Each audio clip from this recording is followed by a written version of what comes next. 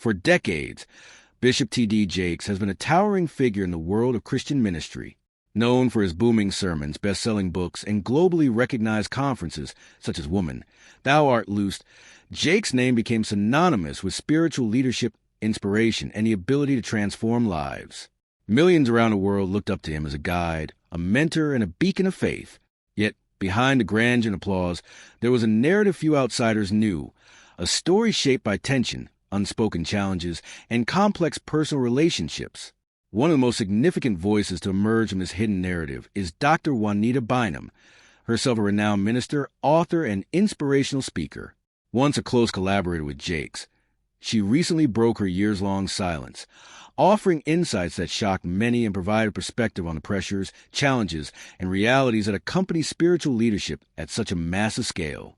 Her revelations were not merely about Jakes stepping down, but about the systemic issues within church culture, celebrity-driven ministries, and the very nature of modern spiritual leadership. For over 2 decades, the dynamics between Bynum and Jakes were both personal and professional, marked by shared experiences, successes, and subtle disagreements.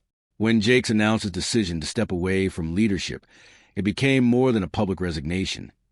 It became a moment of reflection on what true ministry requires and the human cost of spiritual authority.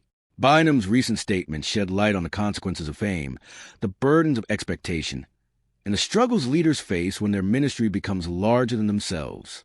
Her words reveal that the exit of a leader like Jakes is not simply about personal choice, but is intertwined with decades of cultural shifts, organizational growth, and the pressures inherent in being at the top of a highly visible spiritual institution. She described the immense expectations placed on spiritual leaders, the isolation that comes with public scrutiny, and the subtle but persistent tensions that can arise when ministry evolves into a global brand. In her perspective, the world may see power, wealth, and influence, but rarely does it witness the emotional and spiritual toll of sustaining such a position over decades.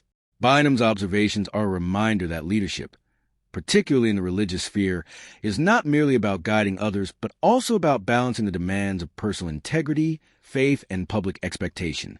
In essence, her insights encourage a reconsideration of what it means to lead with authenticity, the value of transparency, and the importance of self-care for those tasked with guiding others spiritually. The exit of T.D. Jakes, therefore, becomes a lens through which we can examine the delicate interplay of faith, leadership, and human endurance, revealing truths that go beyond headlines and inspire deep reflection on ministry, culture, and personal growth. The relationship between Juanita Bynum and T.D. Jakes has always been a unique one, marked by collaboration, mutual respect, and, at times, tension. Both of them rose to prominence during a period when the landscape of African-American ministry was evolving rapidly. T.D. Jakes, with his commanding presence and exceptional ability to communicate spiritual messages to large audiences, became a household name. His conferences drew thousands, his books sold in the millions, and his sermons inspired countless lives. Around the same time, Juanita Bynum was emerging as a powerful voice in ministry. Her bold, fiery approach to preaching and her ability to address women's issues directly resonated with many across the country. It was at one of Jakes' major conferences, following her electrifying No More Sheet sermon, that Bynum was catapulted into wider recognition. That moment was pivotal, not just for her career, but for the entire dynamic between the two ministers. On the surface, their professional relationship seemed harmonious. They shared stages, exchanged ideas, and collaborated in ways that amplified both their reach. Yet behind the scenes, their perspectives often diverged. Jakes believed in maintaining a certain image, balancing spiritual authority with discretion, and exercising caution when addressing sensitive topics publicly. Bynum, by contrast, was outspoken and believed that truth should never be hidden, no matter how uncomfortable it might make others. This philosophical difference was subtle but significant. Over time, it became clear that Bynum valued authenticity and transparency above all else, even when that meant challenging those she respected. The tension, however, was never entirely destructive.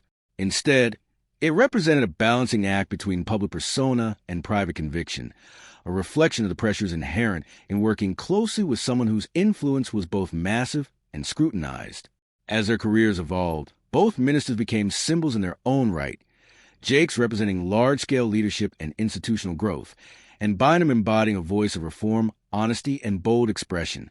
Their shared history is not only fascinating, but also critical to understanding the context of Bynum's recent statements. When she finally spoke out after years of silence, her words carried the weight of experience and first-hand knowledge of both the successes and challenges faced by Jakes. She was not merely commenting on his decision to step down. She was providing a reflective analysis of decades-long patterns, cultural shifts, and the intricacies of spiritual leadership that are rarely discussed openly. In doing so, Bynum reminded the public that ministry is as much about human relationships, accountability, and values as it is about sermons, books, and conferences. She revealed that behind the applause and accolades, leaders face immense internal struggles, sometimes exacerbated by those closest to them. The unspoken pressures, differing visions, and high expectations are often invisible to the public eye, yet they play a decisive role in the trajectory of a leader's career. Through her commentary, Bynum offered a nuanced view of leadership, one that appreciates achievements but also critically examines the systems and structures that shape those achievements. Her words underscore that understanding a leader like T.D. Jakes requires more than reading headlines or attending a sermon. It requires insight into the interpersonal dynamics, organizational pressures, and moral and ethical considerations that define life at the top of a ministry empire. By sharing her perspective, Bynum encourages not only reflection on Jake's decision, but also on the broader implications for leadership, accountability, and the balance between public success and personal integrity. In essence, the history between these two influential figures provides a lens through which to view not just one resignation, but the complexities of leading a spiritual movement that touches millions of lives worldwide. One of the most significant factors shaping the modern church landscape is the rise of celebrity culture within megachurches, and few leaders have been more affected by this than T.D. Jakes. Over the years, megachurches have evolved beyond being simply places of worship. They have become massive institutions that combine ministry with media, branding, and entertainment. Sermons are broadcast on television, books become bestsellers, conferences draw tens of thousands of attendees, and leaders themselves are elevated to near-celebrity status. For a leader like Jakes, this transformation brought enormous visibility and influence, but also created unprecedented pressures. Every sermon, every public appearance, and every book release carried not only the expectations of spiritual guidance, but also the weight of maintaining an image that millions of people admired. It is in this context that Juanita Bynum's critique of celebrity culture becomes particularly relevant. According to her, when a church leader becomes a brand, the focus often shifts from the core mission of ministry, spiritual growth, guidance, and service, to sustaining an image that meets public expectation. While the public sees polished sermons and charismatic leadership, leaders experience the strain of constant scrutiny, judgment, and the fear of falling short. Bynum has argued that this culture can create a paradox for spiritual leaders. On one hand, they are elevated and celebrated. On the other, they are held to an impossible standard of perfection that is neither sustainable nor humanly achievable. Leaders may feel compelled to maintain appearances at the expense of their own spiritual and emotional health, creating an environment where burnout becomes almost inevitable. Bynum observed firsthand how this tension played out in the lives of ministers who, like Jakes, operated on a global scale. She noted that leaders who rise to prominence in megachurches are often surrounded by staff, followers, and advisors who may unintentionally reinforce the culture of image over authenticity. When everyone is invested in sustaining a particular brand, it becomes increasingly difficult for leaders to step back, express vulnerability, or address systemic issues openly. In her assessment, the problem is not solely with individual leaders, but with a larger system that prioritizes spectacle over substance. This system encourages continual growth, constant public engagement, and the creation of experiences that resemble entertainment more than traditional worship. Conferences become productions, books become commodities, and ministers become performers. While this approach can attract large audiences and financial success, it also introduces a hidden cost. Leaders may begin to feel trapped by the very success they have achieved, unable to slow down or recalibrate without fear of disappointing followers, losing credibility, or reducing influence. Bynum emphasized that this is where true leadership is tested, not in moment of triumph, but in the quiet spaces when leaders must choose between maintaining an image and addressing the real needs of their ministry and themselves.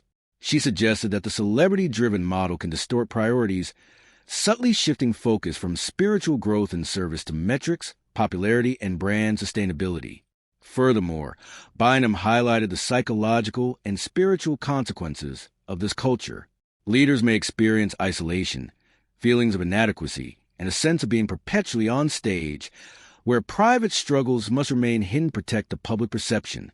This can create a cycle of stress and burnout that ultimately affects both the leader and the congregation, as a ministry becomes more about presentation than genuine spiritual care. She also pointed out that when the pressures of celebrity culture intersect with personal relationships and organizational dynamics, tensions can emerge between leaders who prioritize different aspects of ministry. In the case of Juanita Bynum and T.D. Jakes, these differences were evident in their approaches. Jakes focused on discretion and image, while Bynum valued unfiltered truth and transparency. Her reflection suggests that understanding leadership in megachurches requires recognizing not just the public persona, but also the hidden cultural forces that shape decision-making, influence behavior, and affect the sustainability of a ministry. Ultimately, Bynum's critique of celebrity culture offers a cautionary perspective. While visibility and influence can expand reach and inspire many, they can also impose immense pressure on leaders, challenge authenticity, and threaten the long-term health of both the individual and the ministry. In her words, the church must never forget that true leadership is rooted in service, authenticity, and spiritual integrity, not in applause of the crowd or prestige of an empire. Being a leader in a megachurch is often portrayed as a position of power, influence, and prestige. From the outside, it looks glamorous. Thousands of followers, media attention, best-selling books, and invitations to speak all over the world. Yet, as Juanita Bynum insightfully observes, the reality is far more complex. For leaders like T.D. Jakes, the very system that elevates them also imposes enormous and often invisible pressures. This system encompasses not only the expectations of congregants, but also the internal dynamics of staff, advisors, and even the broader Christian community. Leaders are constantly expected to be perfect examples of faith, morality, and spiritual wisdom. Every sermon is scrutinized, every public appearance analyzed, and every decision debated in the court of public opinion. For decades, Jakes operated under this relentless gaze, building an empire while trying to meet the spiritual needs of millions. Bynum explains that over time, the accumulation of these pressures can take a profound toll on a leader's mental, emotional, and spiritual health. They are often expected to maintain a polished public persona while concealing their personal struggles, doubts, or moments of fatigue. Unlike other professions, there is rarely room to step back without creating concern or controversy. In her perspective, the very structure of large-scale ministries fosters this unsustainable expectation. Leaders are surrounded by advisors and staff whose roles are often tied to preserving the ministry's success.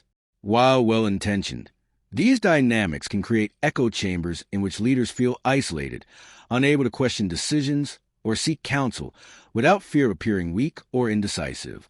Bynum emphasizes that this isolation is compounded by the cultural expectation that spiritual leaders must be untouchable. Any display of vulnerability is often interpreted as a flaw, and many congregants and observers fail to understand the emotional and spiritual exhaustion that accompanies high-level ministry. For T.D. Jakes, as Bynum explains, stepping down was not simply about fatigue. It was a response to a system that had grown larger than any single individual could sustainably manage. She highlights that this human cost extends beyond the individual. Leaders in such positions may begin to feel disconnected from their own spiritual calling, weighed down by organizational demands, financial pressures, and the constant need to meet public expectations. They are forced to balance ministry responsibilities with personal life, public appearances, media obligations, and the expectations of an ever-growing following. Over time, this delicate balancing act becomes unsustainable, leading to burnout, stress, and sometimes disillusionment. Bynum further notes that leaders must also navigate the expectations of those closest to them, including family, friends, and colleagues. In a system built on public image, these relationships are often complicated by ambition, envy, or differing priorities. The very people who are supposed to support a leader may unintentionally add pressure, creating a network of expectations that can become overwhelming. Her observations shed light on a phenomenon that is rarely discussed openly. Even highly respected spiritual leaders can experience loneliness, frustration, and the weight of responsibility in ways that are invisible to the public. She makes a critical point that leadership in such contexts is not just about making decisions or preaching sermons. It is about constantly managing perception, sustaining momentum, and keeping a diverse and high-pressure organization functional. The consequences of the systemic pressure can be far-reaching. Leaders who are consumed by maintaining an image may lose touch with the core purpose of their ministry, inadvertently prioritizing growth, fame, or financial success over genuine spiritual guidance. Bynum's reflection suggests that stepping away from such a system is not an act of failure, but an act of survival, a necessary pause to protect the integrity of both the leader and the ministry itself. Her insights provide a rare glimpse into the human cost of leadership within megachurch culture, reminding us that spiritual giants like T.D. Jakes are also human beings. They navigate a complex interplay of expectations, responsibilities, and emotional challenges, and their decisions are shaped by forces that the public rarely sees.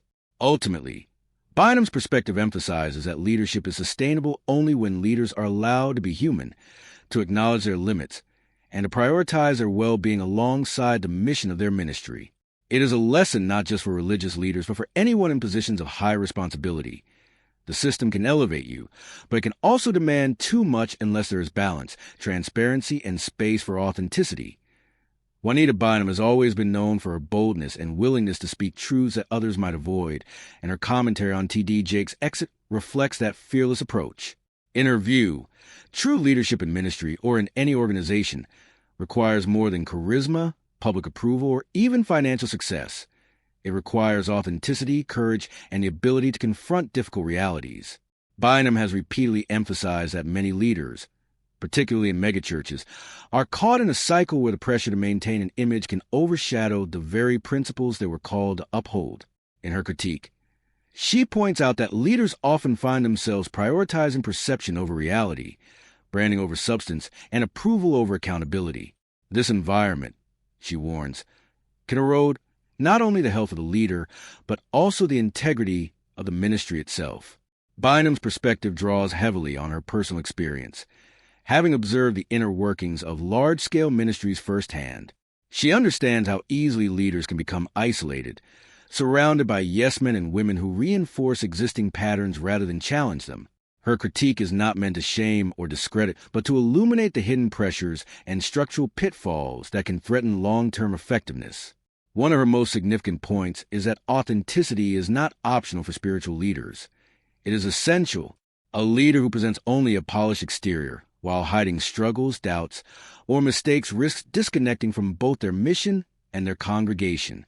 This disconnection can subtly influence decision-making, relationships, and the culture of the ministry. Bynum underscores that leadership is not just about public performance. It is about the consistent practice of values, humility, and accountability in all aspects of life. She also argues that truth-telling is central to authentic leadership.